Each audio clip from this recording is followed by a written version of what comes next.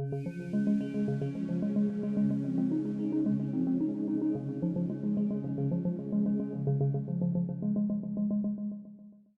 everybody, thank you so much for joining me again for another video. Today we're going to talk about how to work with thoughts using a constructed awareness perspective. And that perspective is that our internal world and our external world are just mirror images of each other. You can see things with your eyes, you can hear things with your ears. Likewise, you can see thoughts and you can hear thoughts. So a lot of the people that I've worked with, they think that connecting with thoughts is some, weird, abstract, even mystical sort of thing that's really hard to do. But in my experience, it can be just as tangible, just as concrete, and that's what we're going to talk about today. So with this idea that thoughts are something you can see, something you can hear, think about a TV. So a TV just spits out audio and video. That's all it can do. Now for the most part, I think that's the way the mind is. And for the sake of this exercise, let's think about it that way, that all of your thoughts are just words, sounds, and pictures. Audio and video, things you see, things you hear. Now if this is true, you naturally know how to look at things and hear things with your ears, with your eyes. So if we could take that same idea and apply it to the things that we see and hear in our mind, it's actually pretty simple. So to help you with this, I've provided a worksheet, handy little worksheet. I call it the Word, Sounds, and Pictures Vocabulary Handout. And I'm going to go ahead and just post it on the screen so you can see it.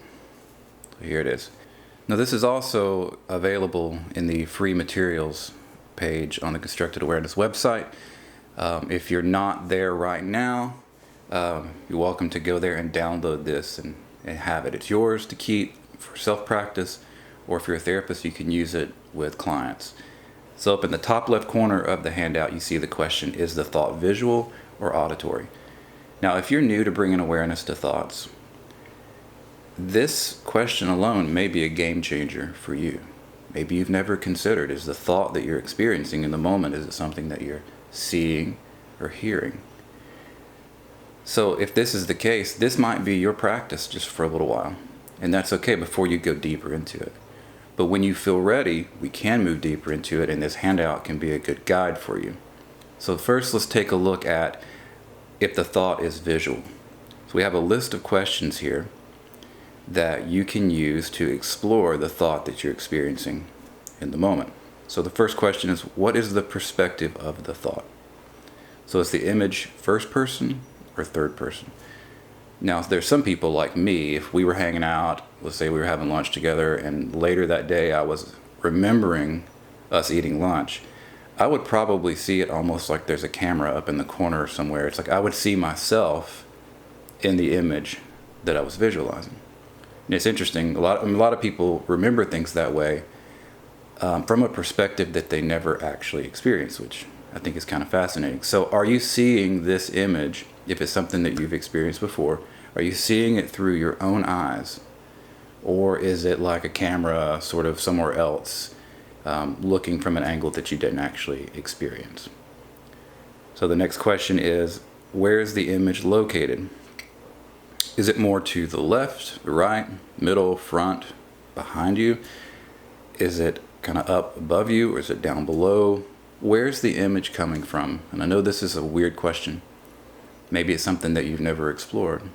If it was an image being projected on a screen, the source would be the projector. But as you're noticing the thought, it's almost like exploring, where is the source coming from, right? Maybe you've never considered that. I know I was probably in my mid-30s before I ever began to explore any of these questions, which was fascinating, but I lived my whole life dominated by these things called thoughts, and I'd never taken the time to explore them in depth in this way and even consider, like, where's the thought coming from? So the next question is, what colors are in the image? So do you see colors? Or maybe the image that you're seeing is black and white. If you're seeing colors, what colors are you seeing? And even, look in the background of the image too, explore. Really notice the details of all the different colors that are in that image. Next question is, do you notice any shapes in the image? Maybe they're circles, they're squares. Maybe the thing that you're noticing is made up of multiple shapes.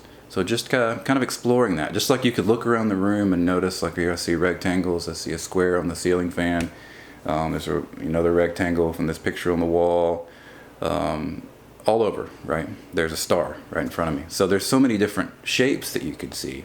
When you notice the image in your mind, can you see those same shapes too? Next question, does it move or change? Is it a motion picture or is it a still image? And just noticing any movement that's happening or noticing the fact that it's still. The next questions are, how close is it? How big is it? And I know these are really weird questions, but would you say that this image is close? Is it far away? Is it close enough to touch?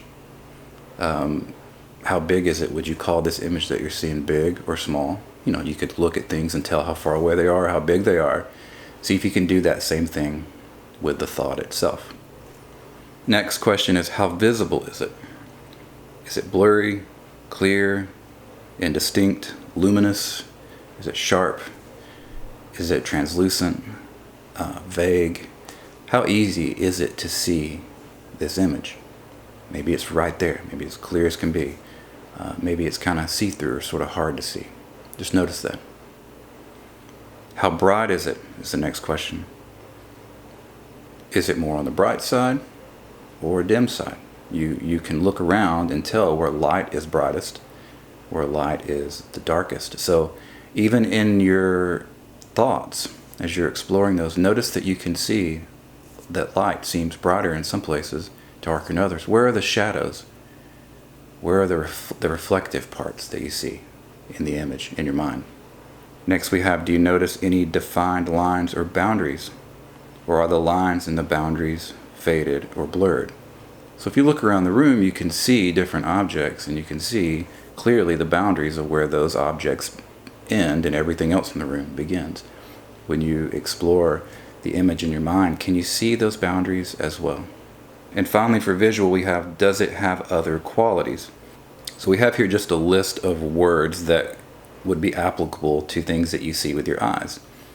So you're welcome to just read through these words and check in with the image that you're seeing. Do any of those words fit? And by doing this, this can really help you to develop sort of a vocabulary for what it is you're seeing with your mind's eye, if you will. Now next we have some questions that can guide you if the thought is auditory, if it's something that you're hearing. So let's take a look at that. The first one is, if it's a voice, what are the words being said? I like to say the words out loud, make them tangible. Really capture those words. I haven't found a better way to capture the words that come to mind than to say them, or even to write them down. That's another thing that you can do. Next question we have is, where is the sound or the voice located? So just like we did, where's the image located, we can do the sound.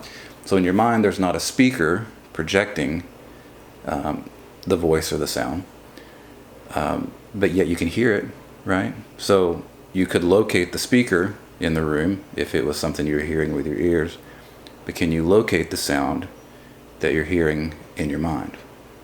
Kind of interesting. So next we have, how close is the sound or voice? So is the sound close? Is it far away? Is it above or below? Is it more to the left or the right, or maybe behind you or in front of you?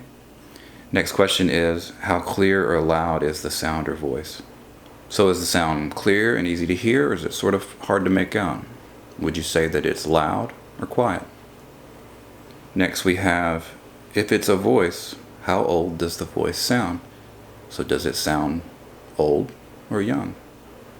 Next question, if it's a voice, does the voice sound like your own or someone else's?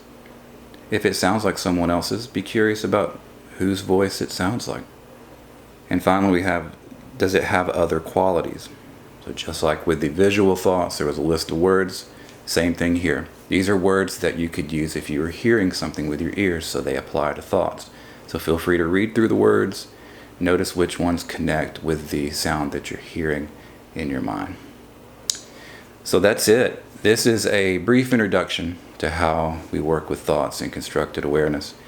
The third day of the constructed awareness level 1 training, we spent all day learning to connect with thoughts and teaching therapists how to teach this to clients. So, what is this? Probably a 5 to 10 minute video. So there's much more to learn. If you're a therapist and you want to learn more about this, I would invite you to check out the Constructed Awareness website to learn more. We're always doing trainings, so you can check that out. Every month we do a free consultation session that's available to all therapists, not just therapists who are trained in CA. So if you're interested in it, please join us. Thank you so much for your time today. Have a good one.